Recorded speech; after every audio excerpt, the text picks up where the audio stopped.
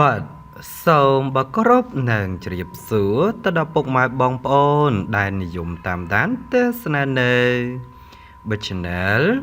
បាទ EP ហ្វេងស៊ូជាទីមេត្រីសូមបាទជួយចុចប៊ូតុង Subscribe Like និង Share ដើម្បីទទួលបាននៅបាទអត្ថបទថ្មីក៏ដូចជាក្បួនគុណគូទូទាយដែលខ្ញុំបាទតែងតែធ្វើការដកស្រង់ស្វែងរកយកមកបង្ហាញចែកជូនទៅដល់លោកអ្នកបានទស្សនាផងដែរបាទសម្រាប់ថ្ងៃនេះបុកខ្ញុំបាទក៏សូមបាទធ្វើការជម្រាបជូននៅគឺអត្ថបទមួយដែលមានចំណងជើងថាលោកអ្នកដែលកើតឆ្នាំជូតនិងឆ្នាំខាលមកដឹងការងារដែលរកលុយបានច្រើនប្រចាំឆ្នាំ2026បាទអញ្ចឹងចំពោះឆ្នាំបាខាលនិងឆ្នាំជូតបាទគឺពេលនេះលោកគ្រូមាននៅជើងលេខមាននៅបាទគឺទំនាយដែលជាការព្យាករណ៍បង្ហាញអំពីមុខរបរអាជីពដែលលោកអ្នកបាទគឺអាចរកទទួលទានបានលុយច្រើនបើមិនតែប៉ុណ្ណោះគឺការងារដាក់ចុះដោះតាមដៃបាទអញ្ចឹងបើសិនជាលោកអ្នកចង់ដឹងអំពីបាទគឺទំនាយនៃជើងលេខក៏ដូចជាការគុណគូទៅតាមតម្រាសាស្ត្របាទក៏សូមពុកម៉ែបងប្អូនក៏ដូចជាទស្សនិកជនមកទស្សនានៅខ្លឹមសារនៅជើងលេខរបស់លោកគ្រូហៅដូចតទៅបាទលោកអ្នកដឹងទេថាបើយោងទៅតាមការបកស្រាយពីសំណាក់លោកគ្រូហោរាសាស្ត្រចិនកំពូលគឺលោកគ្រូខៅលីខិនលោកគ្រូសូមធ្វើការប្រកាសនៅជើងលេខជាផ្លូវការជូនចំពោះឆ្នាំទាំង12ហើយសម្រាប់ពេលនេះលោកគ្រូសូមធ្វើការដកស្រង់តែឆ្នាំចំនួន2យកមកបង្ហាញតែប៉ុណ្ណោះគឺឆ្នាំជូតនិងឆ្នាំខាលអំពីការងារមុខរបរដែលលោកអ្នកបាទគឺប្រកបទៅនឹងជោគជ័យស្របទៅតាមបាទគឺថ្ងៃកំណើតស្របទៅតាមឆ្នាំកំណើតដែលអាចជួយឲ្យបាទគឺលោកអ្នកដែលជាម្ចាស់ឆ្នាំកំណើតនោះឯងគឺបាទការងារដាក់ចុះដោះតាមដៃមានលៀបមានជ័យហេងហើយរកលុយហ្នឹងគឺបានច្រើនបាទគឺឆាប់មានឆាប់បានបាទអញ្ចឹងចំពោះឆ្នាំជាដំបូងដែលលោកគ្រូនឹងធ្វើការបកស្រាយហើយបើឆ្នាំបន្តទៀតលោកគ្រូនឹងធ្វើការទូទាយជាបន្តទៀតសម្រាប់ឆ្នាំជាដំបូងគេនេះគឺត្រូវជាមួយនឹងលោកអ្នកដែលកើតឆ្នាំជូតនិងឆ្នាំខាលបាទអញ្ចឹងជាមួយនឹងបាទគឺឆ្នាំខាលបាទគឺបើតាមបាទគឺលោកគ្រូសូមធ្វើការប្រកាសថាឆ្នាំខាលបើរកស៊ីលក់សម្ភារៈប្រើប្រាស់បាទគឺសម្ភារៈប្រើប្រាស់ដូចជាបាទគឺសម្ភារៈប្រើប្រាស់ផ្ទះបាយបាទគឺត្រូវបានហើយក្នុងឆ្នាំ2026នេះបាទបន្តិចម្ដងបើយោងទៅតាមទំនាយនៃបាទគឺជើងលេខប្រចាំឆ្នាំ2026នេះធម្មជាតិដ៏រស់រវើកនិងបាទគឺស្វាហាប់របស់លោកអ្នកដែលកើតឆ្នាំបាទគឺសត្វខ្លានេះតែងតែបាទគឺលះបង់ចំពោះការងាររបស់អ្នកបន្តិចម្ដងនេះឯងអ្នកមានបទពិសោធន៍ល្អធ្លាប់ឆ្លងកាត់ឧស្សាហ៍ព្យាយាមជាច្រើនប៉ុន្តែនៅតែមិនជោគជ័យតលតែចាប់បាទគឺរកអាជីពដែលបាទត្រឹមត្រូវរកអាជីពរកស៊ីលក់គ្រឿងប្រើប្រាស់បាទក្នុងផ្ទះសម្បែងនេះជីវិតរបស់លោកអ្នកគឺ180ដឺក្រេតែម្ដងគឺជោគជ័យភ្លាមបាទយើងឃើញថាការងារជាច្រើនណាស់ក្នុងឆ្នាំ2026នេះ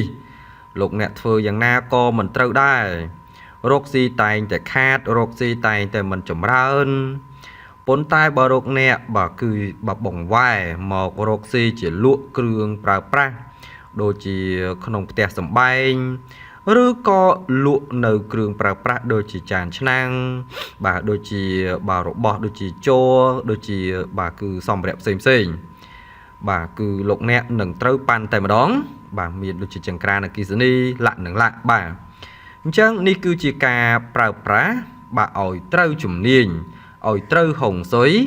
ឲ្យត្រូវទំនាយនៃជើងលេខប្រចាំឆ្នាំ2026ទាំងអស់គ្នាបាទអញ្ចឹងសង្ឃឹមថាលោកអ្នកដែលកើតឆ្នាំខាលបាទអនុវត្តឲ្យស្របឲ្យត្រូវជាមួយនឹងជើងលេខផងដែរបាទ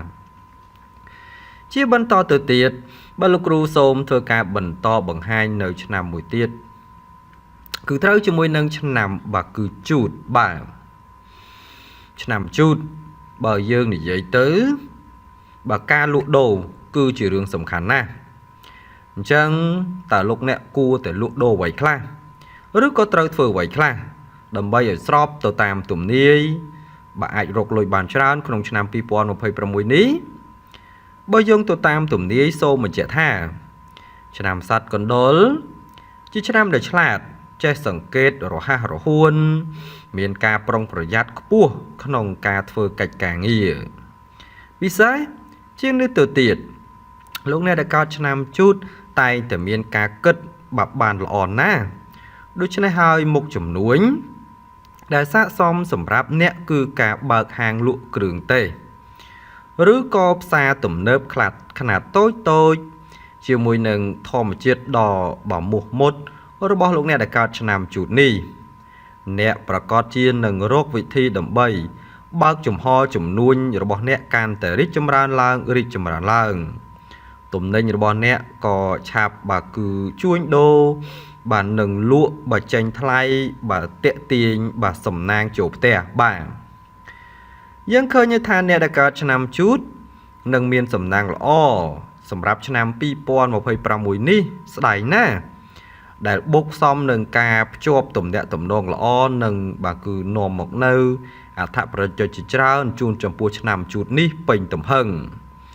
ជាពិសេសស្នេហាជាពិសេសអាជីពរបស់លោកអ្នកដែលកើតឆ្នាំសត្វកណ្ដុរនឹងរីកដុះដាលបាទគឺពេញមួយឆ្នាំ2026នេះតែម្ដងបាទអញ្ចឹងលោកអ្នកដែលកើតឆ្នាំជូតបើលោកអ្នកប្រកបកិច្ចការងារណាមិនជោគជ័យកិច្ចការងារមិនរីកចម្រើនបើលោកអ្នកត្រូវតែចេះបង្វែរមកលក់នៅគ្រឿងទេសហើយក៏អាចបាទលក់នៅតាមផ្សារទំនើបខ្នាតតូចបាទគឺពិតជាល្អណាស់ដាក់ចុះដោះតាមដៃតែម្ដងអញ្ចឹងគ្រឿងទេសនោះបាទគឺមានដូចជានៅផ្សារនៅតាមបាទគឺផ្លូវសាធារណៈឬក៏បាទរបស់ចាប់ហួយដែលលោកអ្នកគិតថាអាចបាទគឺស្របជាមួយនឹងជើងលេខលោកអ្នកបាទអនុវត្តទៅចោះបាទព្រោះអីការងារនឹងដាក់ចុះដោះតាមដៃសម្រាប់ឆ្នាំ2026នេះគឺជាការទូទាយជើងលេខសម្រាប់បាទលោកអ្នកដែលកើតឆ្នាំជូតពិសេសបាទគឺអ្នករកស៊ីប្រកបរបរលក់ដូរតែម្ដងបាទដោយឡែកចំពោះអ្នកដែលប្រកបកិច្ចការងារផ្សេងទៅតាមជំនាញលោកគ្រូនឹងធ្វើការទូទាយទៅតាមក្រោយអញ្ចឹងសង្ឃឹមថាឆ្នាំជូតនឹងរងចាំទស្សនាបន្តទៅទៀតអញ្ចឹងនេះគឺជាជើងលេខទូទាយសម្រាប់បាទការបាទប្រកបរបររកស៊ីបាទគឺលក់ដូរតែប៉ុណ្ណោះបាទអញ្ចឹងបាទសម្រាប់ការបកស្រាយនៅឆ្នាំចំនួន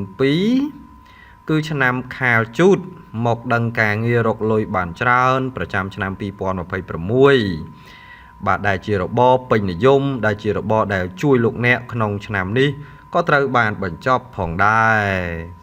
អញ្ចឹងសង្ឃឹមថាពុកម៉ែបងប្អូនដែលនិយមតាមដានទស្សនានៅ Channel យើងខ្ញុំនោះក៏សូមជួយចុចប៊ូតុង Subscribe Like និង Share ហើយសូមជួយគាំទ្របាទប្រសិនបើចង់ជើងលេខកាន់តែឆុតបាទគឺខមមិនពាក្យសាធុនោះគឺជាការស្រេចតែម្ដងបាទពីខ្ញុំបាទក៏សូមបាទអរគុណនិងសូមបាទជម្រាបលាលោកអ្នកបាទកុំភ្លេចណាមកតាមដានទស្សនាជាមួយនឹងការទូទាយនៅខ្លឹមសារជាបន្តទៀតបាទសូមអរគុណ